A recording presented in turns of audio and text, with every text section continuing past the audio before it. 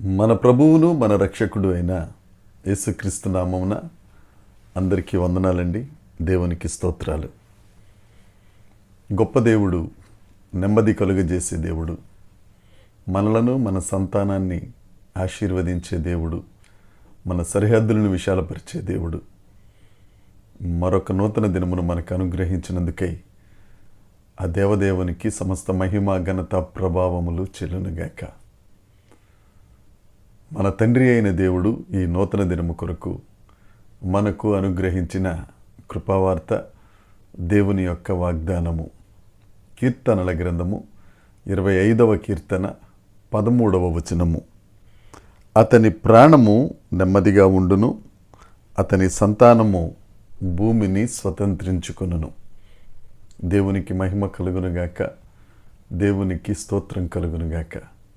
అతని ప్రాణం నెమ్మదిగా ఉంటుందని, అతని సంతానం భూమిని స్వతంత్రించుకుంటుందని కీర్తనకారుడు తెలియచేస్తున్నాడు. ఎవరతను? ఎవరి ప్రాణం నెమ్మదిగా ఉంటుంది, ఎవరి సంతానం భూమిని స్వతంత్రించుకుంటుంది అంటే అదే 25వ కీర్తన 12వ వచనాన్ని చూస్తే, ఎవరు యెహోవా యందు భయభక్తులు కలిగి ఉంటారో వారి ప్రాణం నెమ్మదిగా ఉంటుంది, వారి సంతానం భూమిని స్వతంత్రించుకుంటుంది. భయము, భక్తి రెండు ఉండాలి. ఇప్పుడున్న వారందరికీ భక్తి ఉంది కానీ భయం లేదు. ఉదయం లేచిన దగ్గర నుంచి రకరకాల కార్యక్రమాలు చేస్తారు. ఎందుకంటే నరకానికి వెళ్ళిపోతామేమో, పాపం ఎక్కువైపోతుందేమో, కాబట్టి పుణ్యం రావాలి. అందుకని భయంతో పుణ్యం కొరకు రకరకాల కార్యక్రమాలు చేస్తారు. ఒకవేళ పాపం కంటే పుణ్యం ఎక్కువైతే మోక్షానికి వెళ్తారు, లేదు పాపం ఎక్కువైందంటే పాతాళానికి వెళ్తారు. కానీ నెమ్మది కలుగ చెయ్యాలి అని అంటే ఇవేవి కాదు, భయము ఉండాలి, భక్తి ఉండాలి.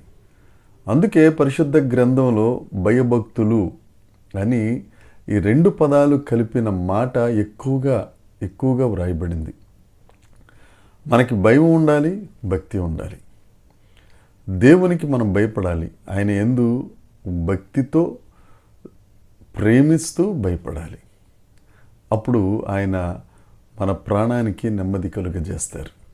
ఎవరైతే దేవుని యందు వినయ విధేయతలు భయభక్తులు కలిగి ఉంటారో వారికి పూర్ణ శాంతి కలుగజేస్తారు. అందుకే యెషయా గ్రంథంలో, పరిశుద్ధ గ్రంథంలో ఉంది కదా, ఎవరి మనసు దేవుని మీద ఆనుకుంటుందో వారికి పూర్ణ శాంతి. ఆ శాంతి, ఆ నెమ్మది లోకంలోకి ఎక్కడికి వెళ్ళినా అది దొరకదు. ఒకవేళ నెమ్మది కలుగుతుందని ఏదన్నా పర్వతాల మీద, ఏదన్నా సెంటర్స్లో ఒక 30 రోజులు క్యాంపు పెడితే ఆ 30 రోజుల తరువాత 31వ రోజు నుంచి మరలా నెమ్మది అక్కడ వదిలేసి వచ్చి మన ప్రయాసం మనదే. కానీ యేసయ్య దగ్గర పూర్ణ శాంతి కావాలి అని అంటే భయభక్తులు కలిగి ఉంటే తప్పక దేవుడు ఆ సంతోషమును, ఆ సమాధానమును మనకు అనుగ్రహిస్తారు. అంతేకాదు, ఎవరైతే భయభక్తులు కలిగి ఉంటారో వారికి శాంతినిచ్చి వారి సంతానం భూమిని స్వతంత్రించుకునేటట్లుగా చేస్తారు.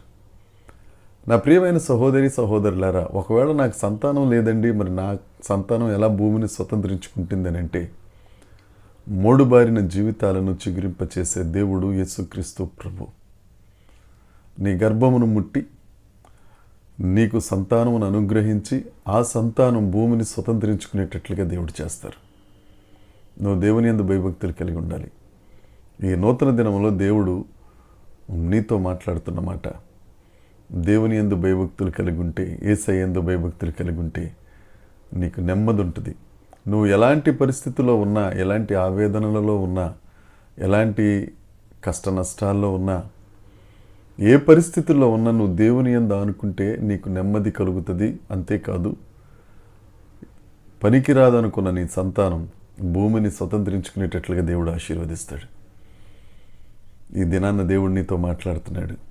నీకు నెమ్మది కావాలా, నీ సంతానం భూమిని స్వతంత్రించుకోవాలా? ఒకటే మార్గం, యేసయ్య అనే మార్గంలో యేసయ్యకు భయభక్తులు కలిగి ఉండు, నెమ్మదిని పొందుకుంటావు. నీ సంతానం భూమిని స్వతంత్రించుకుని యేసయ్యకు మహిమకరంగా జీవించేటట్లు దేవుడు దీవిస్తాడు. దేవుడి మాటలు దీవించునుగాక. దేవుని కృప మనందరికీ తోడే ఉండునుగాక. ఆమేన్, ఆమేన్, ఆమేన్.